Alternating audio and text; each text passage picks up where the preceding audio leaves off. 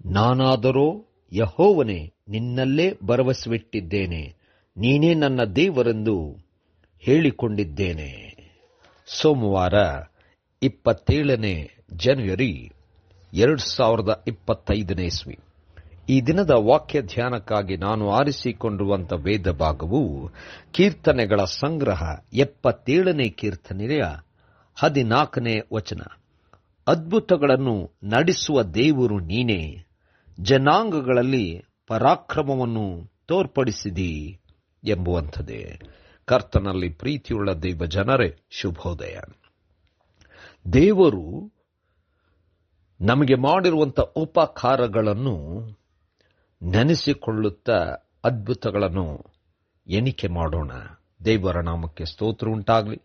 ಕರ್ತನಲ್ಲಿ ಪ್ರಿಯರೇ, ಈ ವಾಕ್ಯ ಧ್ಯಾನ ಮಾಡೋಣ. ಈ ದಿನದ ವಾಕ್ಯ ಧ್ಯಾನದ ಶೀರ್ಷಿಕೆ ನಮಗೋಸ್ಕರ ಅದ್ಭುತ ಮಾಡುವಂಥ ದೇವರು. ಕರ್ತನಲ್ಲಿ ಪ್ರಿಯರೇ, ಕೀರ್ತನೆಗಾರನು ಈ ಒಂದು ಕೀರ್ತನಾ ಸಂಗ್ರಹದಲ್ಲಿ ಅನೇಕ ವಿಚಾರಗಳನ್ನು ಹೇಳಿ ಸ್ತೋತ್ರ ಮಾಡುವಂಥವನಾಗಿದ್ದಾನೆ. ಈ ಒಂದು ಕೀರ್ತನೆಯಲ್ಲಿ ದೇವರ ಕಡೆಗೆ ನೋಡುತ್ತಾ ತನ್ನ ಪರಿಸ್ಥಿತಿಗಳನ್ನು ನೆನೆಸಿಕೊಳ್ಳುತ್ತಾ ದೇವರನ್ನು ವಂದಿಸುವವನಾಗಿದ್ದಾನೆ.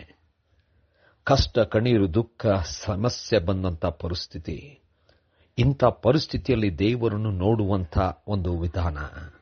ಆದರೆ ದೇವರು ಕಳೆದು ಹೋದಂಥ ಸಮಯದಲ್ಲಿ ಮಾಡಿದಂಥ ಉಪಕಾರಗಳನ್ನು ನೆನೆಸಿಕೊಳ್ಳುತ್ತಾ ದೇವರಿಗೆ ಸ್ತೋತ್ರ ಹೇಳಿ ದೇವರು ಅದ್ಭುತಗಳನ್ನು ಮಾಡಿದ್ದನ್ನು ನೆನೆಸಿಕೊಂಡಿದ್ದಾನೆ.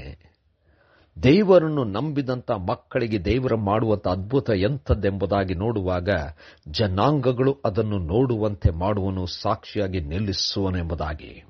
ಕರ್ತನಲ್ಲಿ ಪ್ರಿಯರೇ, ದೇವರನ್ನು ಆತುಕೊಂಡಂಥ ಮಕ್ಕಳಿಗೆ ದೇವರು ಖಂಡಿತವಾಗಿ ಅದ್ಭುತಕರವಾದಂಥ ಕಾರ್ಯಗಳನ್ನು ಮಾಡುವಂಥವನಾಗಿದ್ದಾನೆ.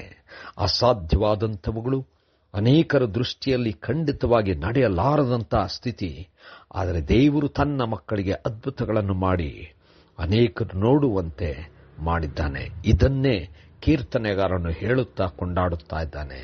ದೇವರು, ಯೆಹೋವ ದೇವರು ನಮಗೆ ಅದ್ಭುತ ಕಾರ್ಯಗಳನ್ನು ಮಾಡಿದ್ದಾನೆಂಬುದಾಗಿ. ನಮ್ಮ ಜೀವನದಲ್ಲಿ ದೇವರು ಮಾಡುವಂಥ ಅದ್ಭುತಗಳನ್ನು ನೆನೆಸಿಕೊಳ್ಳುತ್ತಾ ಸಾಕ್ಷಿಯಾಗಿ ಹೇಳೋಣ. ಕರ್ತನೇ ದಯಮಯ ಸ್ವಾಮಿ, ನೀನೇ ಅದ್ಭುತವನ್ನು ಮಾಡುವಂಥ ದೇವರಾಗಿದೆ. ಮಾಡಿದಂಥ ಎಲ್ಲ ಅದ್ಭುತಗಳಿಗೂ ಸ್ತೋತ್ರ. ಮಾಡಲಿಕ್ಕಿರುವಂಥ ಎಲ್ಲ ಅದ್ಭುತಗಳನ್ನು ನಾವು ನಂಬಿ ಸ್ವೀಕರಿಸ್ತೇವೆ, ನಿರೀಕ್ಷಿಸ್ತೇವೆ. ಯೇಸುವಿನ ನಾಮದಲ್ಲಿ ಪ್ರಾರ್ಥನೆ ದೀನತೆಯಿಂದ ಬೇಡಿದರೆ ತಂದೆಯೇ, ಆಮೆನ್.